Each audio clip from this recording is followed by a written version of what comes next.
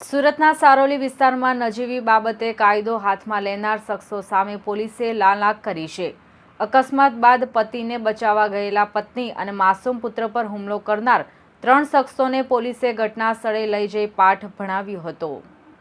ગત રાત્રે છેડછા ગામ રોડ પર લક્ષ્મી ટ્રાન્સપોર્ટ નગર સામે પિનાકભાઈ પટેલની i20 કાર અને એક બોલેરો પિકઅપ વચ્ચે અકસ્માત સર્જાયો હતો। અકસ્માત બાદ બોલેરોમાં સવાર શખ્સોએ ઉશ્કેરાઈને પિનાકભાઈ પર લાકડીઓ અને પથ્થરો વડે હુમલો કર્યો હતો। જ્યારે પિનાકભાઈના પત્ની પાયલબેન અને તેમનો 12 વર્ષનો પુત્ર તેમને બચાવવા વચ્ચે પડ્યા ત્યારે હુમલાખોરોએ પત્નીનો હાથ મરોડી નાખ્યો હતો અને બાળક સાથે પણ ગેરવર્તણૂક કરી હતી। આટલેથી ન અટકતા આરોપીઓએ પથ્થરમારો કરી કારના તમામ કાચ તોડી નાખ્યા હતા।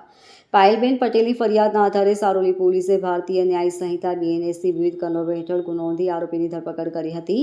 પકડાયેલા આરોપીઓમાં ભાવિન ઉર્ફે ભાઉ રાણા મુકેશ ભરવાડ અને કાનજી ઉર્ફે કાનો ભરવાડનો સમાવેશ થાય છે। આજે પોલીસે આ ત્રણેય આરોપીઓને તેજ સ્થળે લઈ જઈ ગુનાનું રિકન્સ્ટ્રક્શન કરાવ્યું હતું, જ્યાં તેમણે હુમલો કર્યો હતો। આ દરમિયાન આરોપીઓએ જાહેરમાં કાન પકડીને ઉઠક બેઠક કરી પોતાની ભૂલ સ્વીકારી હતી। Bureau report LK star news, Surat.